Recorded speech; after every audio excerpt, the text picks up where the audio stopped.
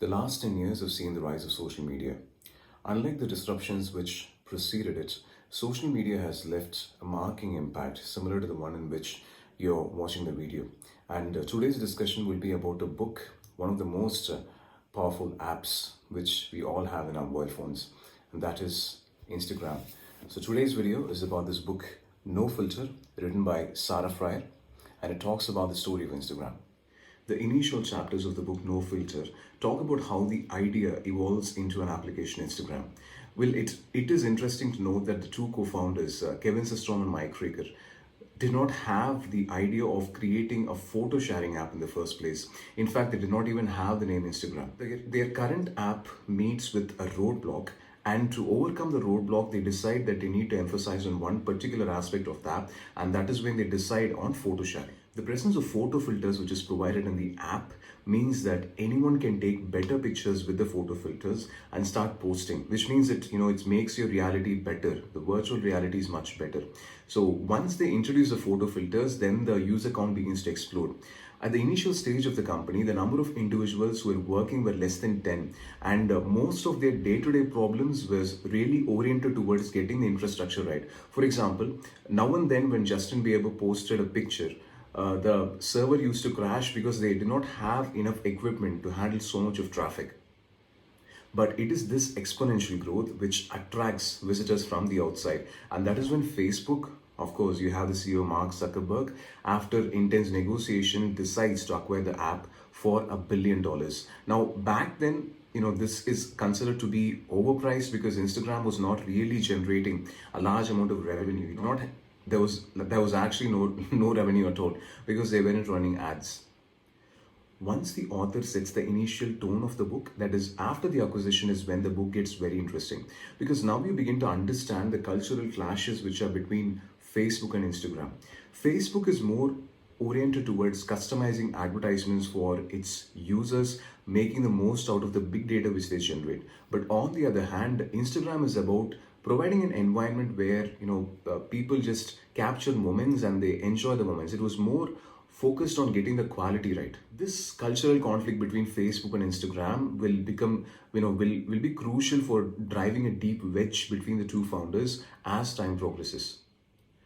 While Facebook was mired in controversies like getting involved in fake news, political agenda, that there were so many complaints that you have social polarization, creation of social chambers, Instagram was considered a peaceful place where just users can just look at photographs and share them. But then Instagram creates its own set of problems.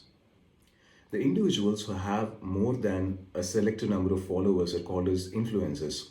Now, after a point of time, influencers do understand that they can make a lot of money by branding. Let's say that I have 100,000 or 100,000 followers. So which means more people begin to look at my photos. Now these photos are very good fodder and very good methods for advertising. So an influencer can choose a brand of their own choice and then start promoting. Maybe a bag they're trying to explore, maybe a book or maybe a film or whatsoever.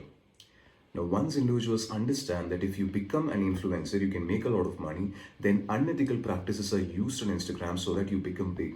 Like creation of Autobots, which begin to just go for random clicks and increasing the number of followers, methods to increase your visibility by selectively commenting on people who are already having large number of followers. So these unethical practices makes Instagram again a place where people try to market and sell things rather than the initial quality aspect where they just wanted to post pictures and then capture moments.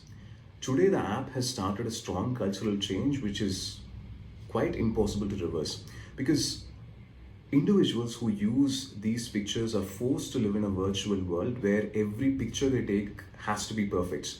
And Instagram has tried to use different techniques to prevent people from doing that, but once you start a process it goes out of your control, and that's what happened with this too. Then there was criticism also, like dogs and children are used by either owners or parents as commodities, so that they get more likes and big likes and views. The book is as much about the culture in Facebook as it is about Instagram, because once the app gets acquired, it's about what goes on with the parent company. And you also get a window into the mind of Mark Zuckerberg on the how it's a huge corporate setup and family of apps, and even within them you have intra conflicts. Knowing about social media is very essential because what you do not know, you fear, and what you do not know, you don't understand. And this book, No Filter by Sarah Frier, I believe, is a very good place to start.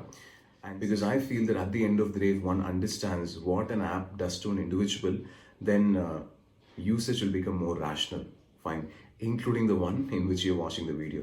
So that's it for today. Meet you the next one later.